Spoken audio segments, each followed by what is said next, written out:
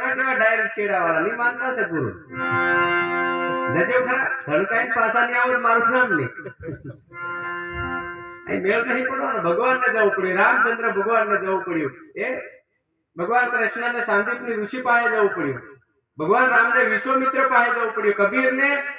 રામાનંદ પાસે જવું પડ્યું મીરાને પોતાના રોહિદાસ મહારાજ પાસે જવું પડ્યું આપણે કેમ નહીં ભગવાન રામદેવજી મહારાજે કીધું કે પ્રભુ મને બસાવો પણ ગુરુ મહારાજે કીધું બેટા તને અખંડ વચન આપું છું વરદાન આપું છું પણ કે મને કઈ એ વરદાન બરાબર છે પણ મને હતાવાની ગોદડી આલો કે કોણ ભગવાન મને ઢંકાઈને હુઈ જાવ ઓઢીને એવી ગોદડી આલો એમ એટલે કંતાન પડેલો હતો ગુરુ મહારાજે એમ કરી નાખી દીધું લે આ ઓઢીને હુઈ જા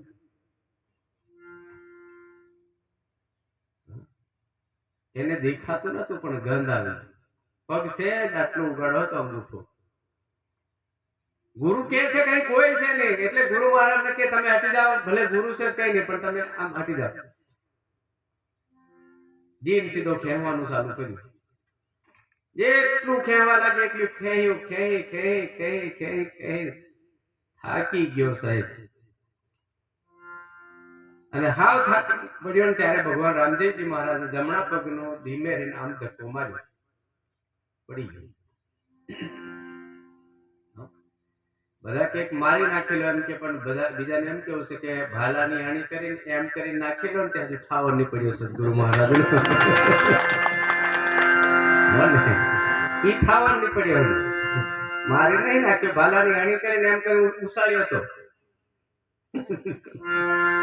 આપણા વાળો મરે એમ છે નહીં ભાલાની અણીથી ખાલી ઉછાળી દેવાનો છે સાહેબ બાકી આ સુધી મર્યો નહીં ને મરવાનો નથી ઈ ફાઇનલ છે બેરવર એટલે તમારો કાળ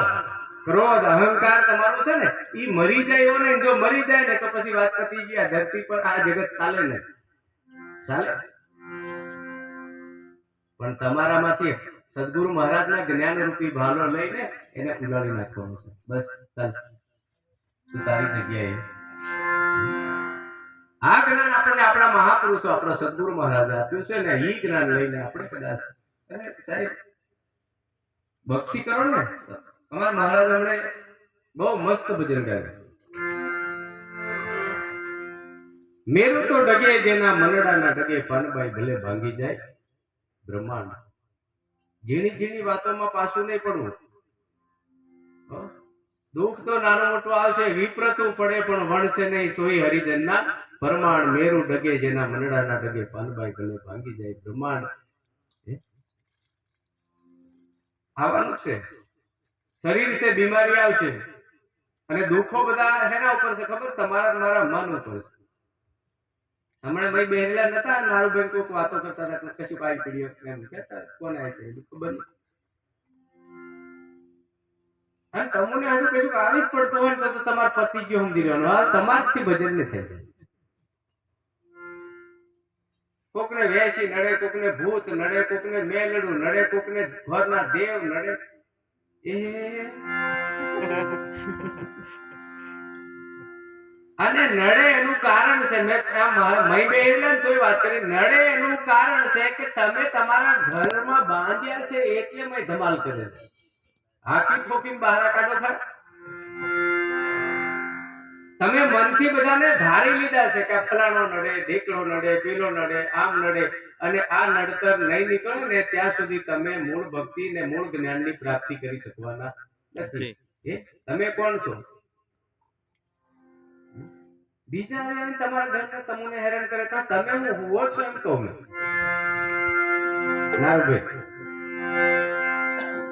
આ માતાજી બેહી રહ્યા બાજુ તમે જોયું હા આમાં પેલા બેન ઢૂંઢતા હતા ધૂણાય ના નહીં પણ થોડુંક માપનું ધૂણવાનું એ આપણે કઈ ફરણ આવ્યું કે પણ આવતું કોઈ નહીં એ મહીથી જ હાજર થાય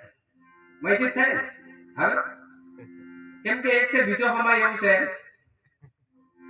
અને જો એ હમાઈ જાય તો જાય નહીં તો પેલે થઈ જગ્યા ખાલી પડી જાય હે પડી જાય અને આ આપણને જ્યાં સુધી પોતે પોતાને ખ્યાલ નહીં આવશે કે ખરેખર શું છે. તમને બહારના આવરણો સતાવવા જોઈએ નહીં. ભગવાન ક્યાં છે તે કે ભરોસામાં છે. ક્યાં છે? ભરોસામાં. ભગવાન ક્યાં છે? સાચી સમજણમાં છે. ભગવાન ક્યાં છે? એ